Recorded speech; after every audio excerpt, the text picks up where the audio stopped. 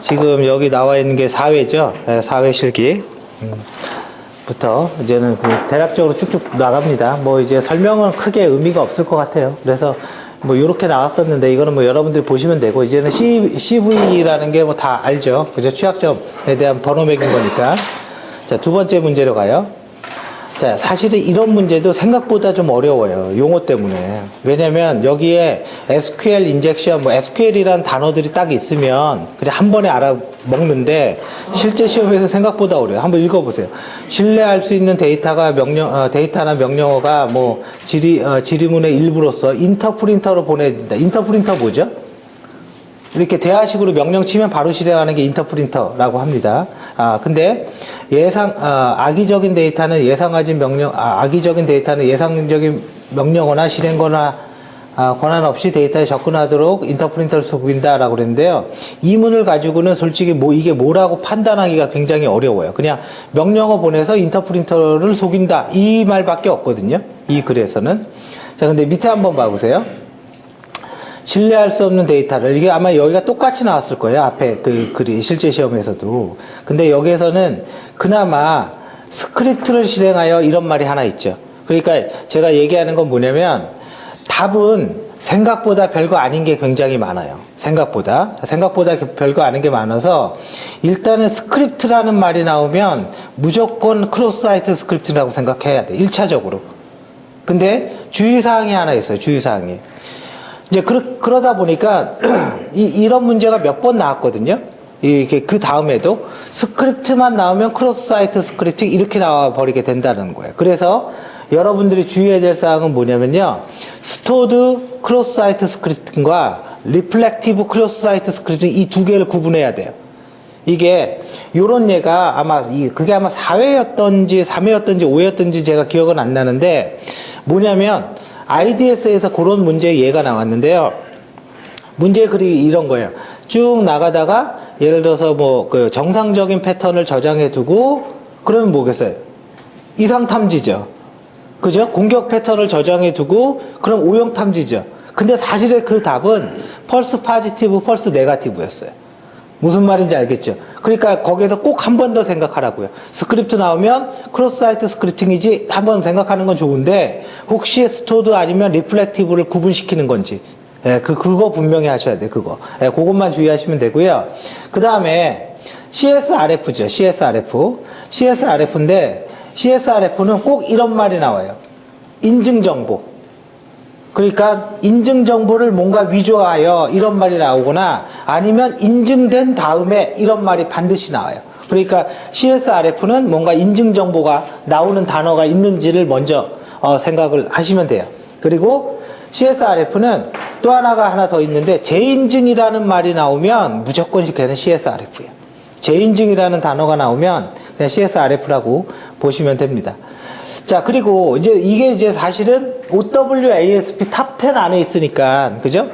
이게 있으니까 그 중에서 고르는 거잖아요. 그죠? 그래서 우리 주의해야 될 사항 뭐라고 그랬어요? 2017년 버전. 그죠? 체크하라고 그랬죠. 3개 추가된 거. 그거 체크하면 되고, 앞에는 뭐 인젝션이라고 합니다. 그래서 그 중에 이제 가장 그냥 비슷한 게 인젝션이니까 그렇게 쓴 거예요, 사실은. 자, 한번 보죠. 그 다음에 이건 알아야 돼요. 제3자의 동의를 받아야 될 사항. 그죠? 이거는 별표예요. 이거는 법률 중에서. 그래서 첫 번째, 개인정보를 제공받는 자. 그죠? 그 다음에 개인정보 이용 목적. 그 다음에 제공하는 항목. 그 다음에 불이익에 관련된 사항. 이건 항상 별표예요. 이거는 제3자의 동의를 받는 거. 법률 중에서. 자, 그 다음 쭉 넘어가서, 자, 위험 분석 기법인데, 위험 분석 기법이 뭔지는 다 알죠. 근데 우리가 기준 선법 하면 요 말이 나와요. 시간과 노력을 줄인다. 시간과 노력은. 그리고 또 시간과 노력을 줄이는 게 사실은 뭐 이것만 있는 거는 아닐 거잖아요. 그죠? 이것만 있는 건 아니지만, 가장 그나마 시간과 노력에 가장 유력한 거는 기준선법이고, 또 하나는 여기에다 하나 써두세요. 이거는 사전에 체크리스트가 준비되어 있는 경우에만 쓸 수가 있어요. 체크리스트가 없으면 못 써요. 이 기준선법이라는 거. 그래서 원래는 그 말도 원래 같이 나와야 돼요. 그리고 시간과 노력을 줄이니까 중소기업에서 이런 말도 맞죠. 그죠? 그래서 기준선법은 그렇게 좀 식별하고요. 자, 그 다음에 봐보세요. 과거 자료 획득이 어려운 경우 이런 말이 하나 있죠. 그죠? 근데 과거 자료 획득이 어렵고 또 하나 뭐가 있냐면 정량화한다라 그러면 이건 무조건 정량적이잖아요. 그죠? 정량적 분석 기법이에요. 근데 정량적 분석 기법 중에서 한번 생각을 해보세요. 몬테카를로스의 시뮬레이션 기법이라는 것도 있는데 그거는 솔직히 어떻게 하는지 모르죠. 그죠? 어떤 교재에도 그걸 설명하는 건 없어요. 어떤 교재에도. 그러니까 솔직히 그 답은 거의 될 확률이 없어요. 그리고 확률 분포라는 거 있죠. 확률 분포라는 거는 앞에 글에 뭐가 나오죠? 미지의 사건을 이런 말이 나와요. 미지의 사건을. 그럼 여기에 그런 말이 없죠. 그리고 또 정량적 분석 기법 중에 과거 자료 추정법이라는 거 하나 있었잖아요. 그죠? 근데 얘는 지금 과거 자료가 없다고 그러는 거잖아요, 지금. 그러니까 걔는 무조건 안 되는 거예요, 과거 자료는. 그죠? 그리고 또 연간 손실액이 있었죠. 연간 손실액. 연간 손실액은 단일 손실액 곱하기 노출 빈도 이렇게 하잖아요. 근데 이거는 전제가 단일 손실액이 얼마인지를 어떻게 알아요? 과거 자료 있어야지 아는 거 아니에요? 그래서 걔도 과거 자료 없으면 못 해요. 그래서 그러면 남은 게 뭐예요? 수학밖에 없어요, 수학. 이 수학 공식 이거밖에 없어요. 그래서 얘는 과거 자료 획득이 어려운 경우에 정량적 수학적 방식이다. 이렇게 공부하는 수밖에 없습니다. 이거는. 자, 그다음에 자, 그 시나리오법이 있는데요. 사실은 시나리오법의 문장 중에 확실하게 이 답이 시나리오법이다라고 딱 찝을 수 있는 단어가 하나 있는데 여기에서는 없는 것 같아요. 지금 이 문장 중에는 그게 뭐냐면 위협이라는 단어가 있을 때. 위협이라는 단어가 딱 들어오면 얘는 그 답이 시나리오법일 확률이 굉장히 높아져요. 그래서 시나리오는 정성적 기법 중에서 뭔가 미지의 사건 뭐 그런 거잖아요. 알려지지 않는, 그죠? 발견하기 어려운 뭐 이런 거를 찾는 거죠. 그래서 시나리오를 수립해서 하는 거니까요. 그래서 여기에서 그나마 유사한 거는 추론하고 사실은 여기 위험 분석 뭐 이런 말이 있어서 그러는데요. 전반적인 가장 중요한 건 추론이죠. 추론이라는 게 시나리오를 잡는 거잖아요. 추론이라는 게. 자, 그래서 아까 제가 얘기한 거 위주로만 알아두십시오. 자, 넘어갑니다. 그 다음에 식별 통제 평가. 이거는 그냥 일반적인 프로세스인 거고. 중간에 가로채는 거 뭐죠? 웹프락시죠? 뭐, 그죠? 버프. 그죠? 중간에 가로채는 거. 아까 이 문제였어요. 이 문제. 제가 얘기했던 게. 이 문제를 많이 틀렸던 게 보니까 이것 때문에 그래요. 이거를 오용탐지, 이상탐지로 써서. 그죠? 그러니까 한 번 더 바꾼다 이겁니다. 한 번 더. 자, 그리고 이제 넘어가요. 이거는 그 우리 포트 스캐닝에서 응답 정보 하나 있죠? 이거는 기억하고 있어야 돼요. 이거 우리 그림 있잖아요. 그죠? 저도 못 외우는데 뭐 응답이 오냐 안 오냐에 따라서 분류를 하는데 자, 기본적으로 핀 스캔, 엑스마스, 널 스캔 다 저기 스텔스죠? 그 다음에 요거 하나만 메모를 해두세요. 여기 여러분들한테는 없을 거예요. 요거. 저도 이거 처음 봤어요. nmap-d 옵션으로 실행을 할 수 있대요. 이 스캔은. 근데 얘가 목적이 뭐냐면 스캔 이후에 IP를 속이는 게 주 목적이래요. 무슨 말인지 알겠죠? 내가 스캔한 사람의 IP를 속이는 게. 그래서 이때 이 문제에서는 이게 답은 아니었지만 아무튼 요게 등장해서 있으니까 요거 하나만 제가 이거는 다시 추가한 건데 요거 하나만 좀 메모를 해주세요. 그래서 IP를 속인다. 자, 넘어갑니다. 텔넷으로 때렸어요. 그죠? 80번 포트로 때렸고, 그럼 여긴 뭐겠어요? 이 HTTP하고 이렇게, 이건 뭐예요? 응답 코드죠? 그죠? 응답 코드죠? 리스판스의 데이터죠? 그러면 여긴 뭐겠어요? 여기. 뭔가를 했으니까 응답이 온 거잖아요. 지금 버전이 2개 올 리가 없죠? 이렇게.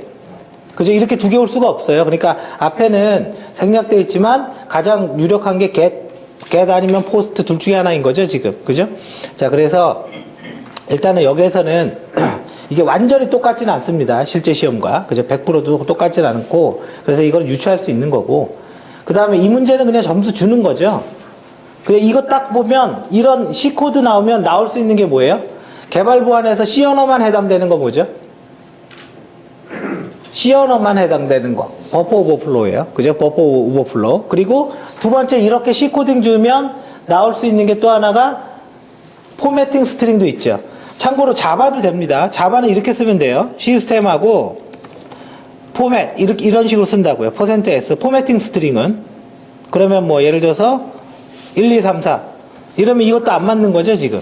그죠? 자바도 뒤에 포맷이라는 그 메소드가 하나 있어요. 시스템에. 그래서 똑같이 포매팅 스트링 쓰면 되고, 그럼 대충 이거 보면 버퍼가 1024면 결과적으로 뭔가 받아서 뭔가 하는 거잖아요, 지금. 그죠?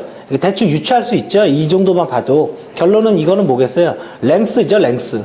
스트링 랭스. 입력 있는 가니까 요것만 주의하시면 돼요. 요것만. 자, 그 다음 이제 넘어가요.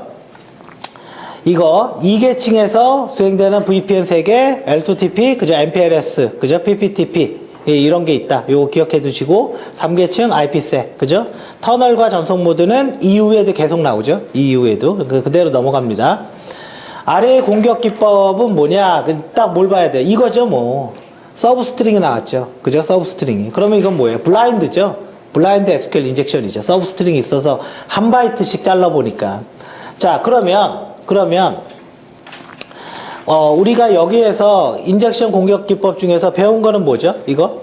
리스트를 잘해야 돼요. 여러분들 시험이 지금 옆에다가 솔직히 답을 주고 이렇게 했지만 이 교재에 있는 모의고사 있죠? 모의고사에서 답 지워버리고 랜덤하게 뽑아서 백지로 딱 내면 맞추기 어려워요. 이게 지금 답이 있고 딱 이러니까 그런데, 그래서 제가 그 얘기 드리는 건 이거예요. SQL 인젝션 하면 그냥 시험에 그 답을 쓰기 전에 목록이 명확해야 돼요. 그럼 뭐가 있어요? SQL 인젝션, 블라인드. 그 다음에 뭐가 있죠? 그죠? 메스, 쿠키. 메스는 그냥 말 그대로예요. 대량의 데이터를 뭔가 조립하는 거고, 쿠키는 쿠키 값을 받아서 뭔가 돌아가는 거니까. 그죠? 메스, 그 다음에 유니온. 그죠? 그 다음 타임 베이스 SQL 인젝션. 그죠? 이 무슨 말인지 알겠죠? 모든 답은 이 6개 안에서 찾아야 돼요. 여러분들이 딴 거를 찾으면 이런 꼴이 되는 거야. 내가 못 들어본 건가? 그럼 이 문제는 못 풀어요. 그렇게 생각해 버리면. 설사 틀려도 이 6개 안에서 찾아야 돼요. 6개 안에서. 그것만 주의하시고요. 저 넘어갑니다. 블라인드 뭐 아니까 넘어가고, 안정성 확보 조치에 6개를 쓰시오. 그나마 이거는 부분 점수라도 받죠. 어떻게든 쓰니까. 그죠? 이런 것들은.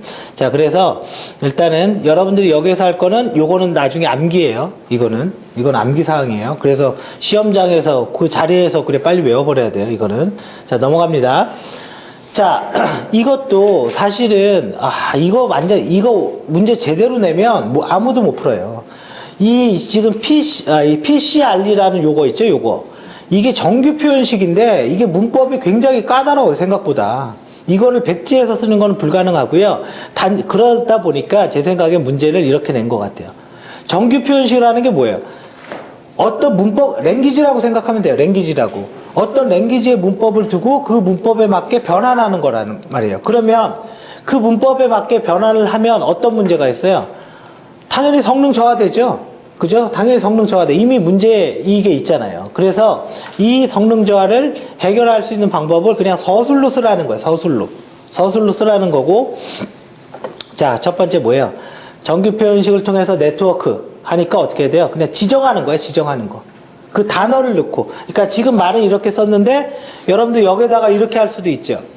만약에 여기 있는 표현식의 문자열, 여기에 쭉 표현식에 있으면 영문 단어가 뭔가 계속 있었을 거예요.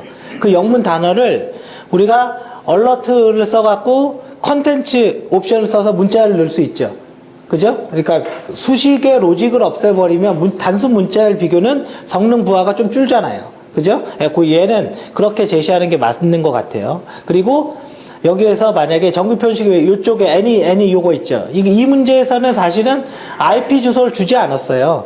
만약에 IP 주소를 주면 이제 여기를 바꿔야죠. 특정 IP로. 그것만 하시면 됩니다. 이거는 쭉 넘어가요. 그리고 요거 하나 알아두세요. 요거. 여기 얼러트 있죠. 여기에 드랍도 있습니다. 드랍도. 옵션 중에 드랍도 있어요. 드랍은 뭐 하는 거예요? 느낌상.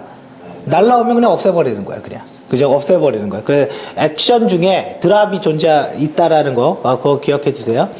쭉 넘어가고요. 그 다음 무선랜. 이거는 옛날에 봤던 거 똑같은 겁니다. 그죠? 이 옵션 그대로니까. 자, 그 다음에 이거는 뭐 자산가치 쭉 이렇게 하는데 그냥 사실은 그냥 얘는 시나리오가 있긴 있었는데 이 문제가 뭐